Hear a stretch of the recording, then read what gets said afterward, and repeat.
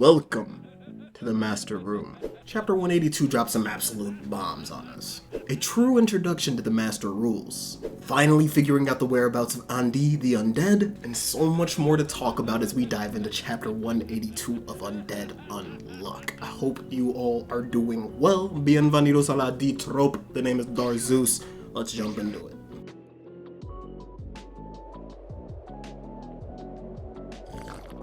So Fuko's been transported to this seemingly alternate reality, this dark version of the Round Table which houses the 10 Master Rules, and I loved this introduction scene. I know the marketing team and Yoshifumi Gotsuka were going crazy just having this synchronized with the anime, you know, this whole entire situation, because obviously it's very reminiscent of Andy and Fuko jumping down into the regular Round Table, getting introduced to the Union as Fuko comes down on sight against the 10 strongest Umas ever created. Fuko explodes onto the scene dual-wielding pistols, and she lets loose a full burst round, shooting 10 battle bullets at each of the Umas. And something worth noting here is that Fuko has never dual-wielded pistols, and she's also never let loose 10 battle bullets. I'm not really sure how many battle bullets she's used throughout this entire loop. I would have to go back and actually count them. However, letting loose 10 of them right here was a very big gamble. However, as we see as the chapter goes on, Fuko doesn't give a frick about gambling. But before Fuko's bullets are able to connect with any of the Umas, they all stop in place. Just like how you're about to stop in place, like this video, comment on it how you felt about chapter 182, and subscribe if you're new here. But back on topic, the Master Rules are seemingly unfazed. They do not care that Fuko Izuma has attacked them, and they don't care that the first negator ever has reached this room, as we get a beautiful introduction to this group of folks. Welcome to the Master Room, as we finally have the true antithesis to the Union. The Round Table Room versus the Master Room. Which one will come out on top of Loop 2 if you're a Shonen Jump fan? I'm sure you may know. However, this is going to be an amazing fight to the top of the mountain. This race towards Ragnarok, and to see which side is going to be able to come out unscathed, because we can't really have too many losses, too many tragedies occur, and that's what Fuko's really been working towards avoiding. You know, it's going to be a long, hard-fought battle, a true war against this group of Umas, especially as we get that first gander at them, and dog, I'm just so excited for what's to come. Fuko states the Master Room is like a systems control room to the entire world, which makes a lot of sense. If you look at this entire list of Umas, what the Master Rules, the Ultimate 10, comprise of, you know, death, sickness, sex, luck, all these ideas which are truly the foundation of humanity and what it means to be a human, to live in the reality that we all live in.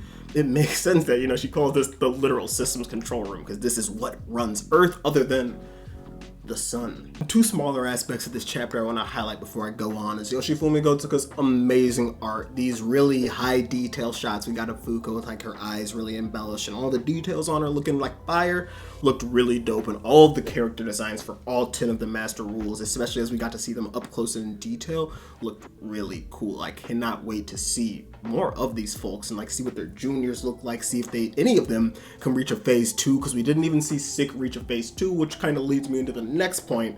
This ragtag group of folks which comprise this antithesis to the Union really feel just like the Union. I loved looking at them and like watching them make fun of Sick, the fact that he's the weakest of them in this sort of Arrancar archetype shit. This boy Grimjow came down and got sliced up by Ichigo Kurosaki and just got clowned by the rest of the gang, and you know, it makes sense. I still don't think that Sick is the weakest of those 10 Umas, and it's interesting how they make fun of him. They say that your ability takes too long to work, which makes sense, but he could have literally plagued the entire Earth. Think about Uma Sick. He's done that before. The bubonic plague, all these random epidemics and pandemics that have like plagued us. That was his work. So if he can do that, it makes sense that he can like really truly be a very strong Uma, but it does take a lot of time for him to build up that strength. Nonetheless, the fact that Uma Death bet on his position with who I think is religion or faith and also sex was hilarious. Seeing them all just laughing at each other and all those jokes was really good. But after the Master Rules finish cooking Sick, number 1, as I'm assuming him to be, Uma Death hops across the table.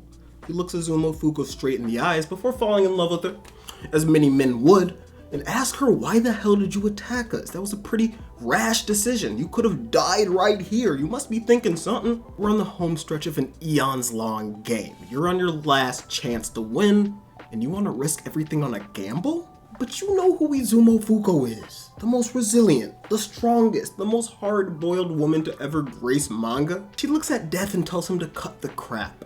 You don't need to make fun of our boy Sick, because he's a pretty strong guy if you ask me. And the reason I shot all of these bullets at you is because I had to test something myself. A little theory. A theory which posited the 10 high-ranking master rules can only attack by the way of a quest. And this was some really fuego writing from Yoshifumi Gotsuka, because that was one of my main questions at the end of last chapter. If we have these group of 10 master rules, then why have they not launched any attacks? You're telling me we got a list of ultimate rules, presumably Sick being the weakest of them, something that could literally end the entirety of Earth, and God hasn't just had them go out and, rid the negators of any hopes and will to continue their fight? It doesn't make much sense. But two main factors. That one rule, because we always have to remember this is a game, and we don't know who has set up this game. It is said to be Luna and Sun, but I always have thought that that doesn't make sense. Either they're one entity and they've been split up in terms of their personalities, or there may be a third player in there. Because why do both of them have to abide by the rules of a game if they are gods? That's why I think they're kind of Umas. Nonetheless, even these master rules have to abide by those rules. The rules set up within this larger game that has been going on for, as Death said, eons. And the second of those, because as we figure out, because Death was impressed by our girl Fuko's answer, is Andy's whereabouts. But we'll get to that. What I absolutely love about Fuko is how psychotic this woman is, because although she did shoot at the master rules in order to test them, see if this theory that I just explained was true, she also did it because if all 10 of those bad bullets would have hit, if her theory was wrong, then her and every other master rule in that location was going to smithereens. That is a crazy thought, especially because we figure out the location of this master room is inside of the sun. So as Unluck came to hit them inside of the sun, it would have to be some sort of Unluck which is able to reach them in the middle of the sun. Could that have defeated the sun? God damn it. But before our boy Death tells us about the location of Andy, there's one point which I must highlight, a very pivotal piece of information about this group of 10 Umas, and that is whenever Sex is a bit upset that Death is playing around. She starts throwing around insults, and out the middle of nowhere an insult gets thrown at our girl Religion or Faith, saying that she reeks of blood. And she turns to consolation from number 4, Raccoon, or Lucky in what the heck.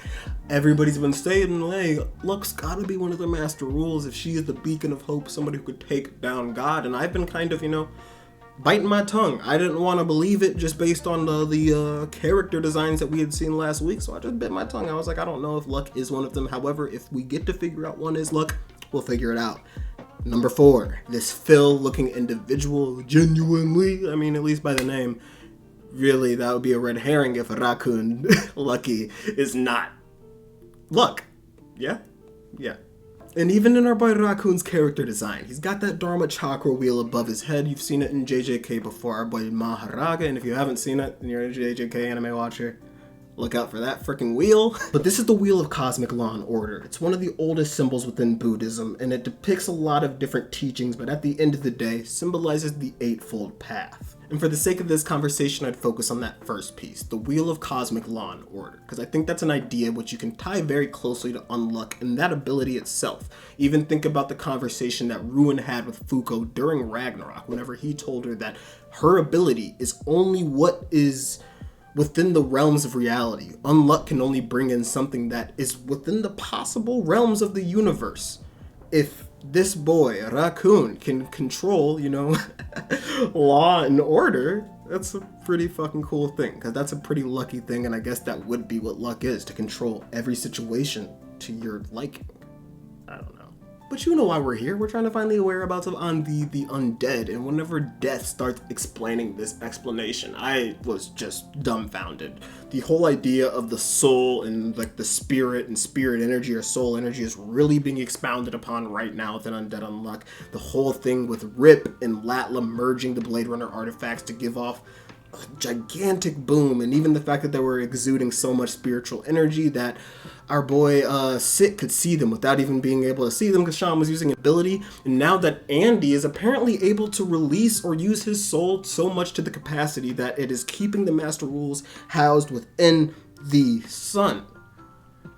I don't really understand it. As I'm looking at it right now, it's kind of like some Bleach shit.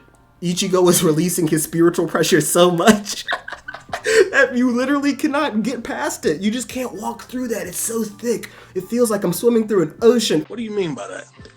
Uryu has said. Or something, you know what I mean? Is this Conqueror's hockey? Is our boy Andy literally just up there just... Oh my wa Mugiwara? Like, what in the world? I genuinely don't know. This is such a cool idea. This is something I want to just talk to more people about because I don't have too much of a good explanation about how one could harness their sun to the capacity where, harness their soul to the capacity where they can hold things back with it. Yeah, my apologies. I lost track of where I was because I was ranting about Andy and how fucking hard-boiled this reintroduction was. And yeah, let me try to collect my thoughts about this entire situation. I'll probably just make another video this week talking about this because Andy has been reintroduced and he has moved mountains with the 3 chapters we have learned about what he's been up to. So that dark spot up on the sun being Andy the Undead is very badass. I would love to learn, as I stated, what is making him able to project his spiritual energy to the point where he can hold back any and everything. It's very freaking interesting to learn more and more about the capabilities of harnessing one's soul. And if you think about it, Andy is in the greatest training session of all time. So he has to learn how to become stronger as an undead, how to regenerate faster, how to, negate that deathly damage. And he has been sitting up on top of the sun just trying to not burn away to a crisp for billions of years, I'm going to imagine. Our boy Death said, hundreds of millions, but I imagine our boy Past even lost track of time in there. Even he had no idea what was going on because Andy has been sitting up there making sure that the Master Rules cannot escape. That is why only whenever a quest opens up which houses one of these Master Rules as a target can they leave. That is how Sick had got down beforehand, and that is how more Master Rules are going to end up coming out later. So Andy is finally beginning to weaken after he had shot off that Parzel bullet, and that's what I'm imagining he's doing within that picture that we see of him, shooting that Parts bullet straight towards Earth whenever he saw Sick jump down to there via the quest so that he could go assist them. Knowing that this was a Master Rule coming down to Earth, he knew that Fuko and the gang needed some bit of assistance, and this is cool because I had even said beforehand, obviously Andy got some sort of signal from the Union, being that Unluck or being even just Sick itself, that he needed to go down and help them. So now it's explained. We even get to see him in action sending down that clone, which is a badass shot. But due to Andy sending over that clone, he'd spread himself out too thin. He wasn't able to manage also upholding that spiritual pressure, which was able to withhold all the Master Rules within there and also negate quest, I guess to say, from coming through to them. But now, since he's weaker, that shit's up. The weakest Master Rules will continuously get introduced, and we are setting up ourselves for some greatness. Our boy Death, he was like, that boy Andy must be having a hard time up on the sun. He's got the negation of my rule. If he can't die, then god dang, he must be having a hard time. He must have came here to tell you that you need a little bit of help. Come help me die. But no. Fuko said that if there was one message that Andy brought her, it was this: leave things here to me while you kick ass. And as Move opens up the portal for Fuko to return to the regular world, she thinks upon just that. How she is getting ready to kick some ass while Andy continues to hold things down on the sun so they can reunite. Man, I just need to make another video this week because, I like to make my videos and get them out at a timely fashion on Sundays. However, there was so much to talk about, and I don't write scripts for these sort of videos, so I didn't write a script for this one. So, not the most collected thoughts. However, there was so much to think about, so much that went down in this chapter, and it was just absolutely amazing. Rip's arc itself has really set itself up to be arguably like the greatest arc in Undead Unluck. That was really... We haven't had that sort of roller coaster ride of emotions and action and everything jam-packed into one in a long time. Like, next chapter, which I think will be the actual conclusion to Rip's arc maybe. If not, I guess it was this. The only thing that could make this whole arc ass to me is if Layla and Rip end up together. Still hope my girl Layla dies. I hope Layla and Rip end up together, untrust, unrepair, That'll be a better manga than Undead Unluck. What do you mean, bro? I loved everything Yoshifumi has done. He's set up something unbelievable. I'm telling you guys. Go read chapter 138 of Undead Unluck, and then go read chapter 182 of Undead Unluck, because you will be like, wow, we're here. I don't think Loop 2 even began until today. Because what in the world? A brand new group of master rules. And I guess I should for you, try to give another, one more time, guesstimate at who these mother truckers are. You thought I was actually gonna do that. Wait for it.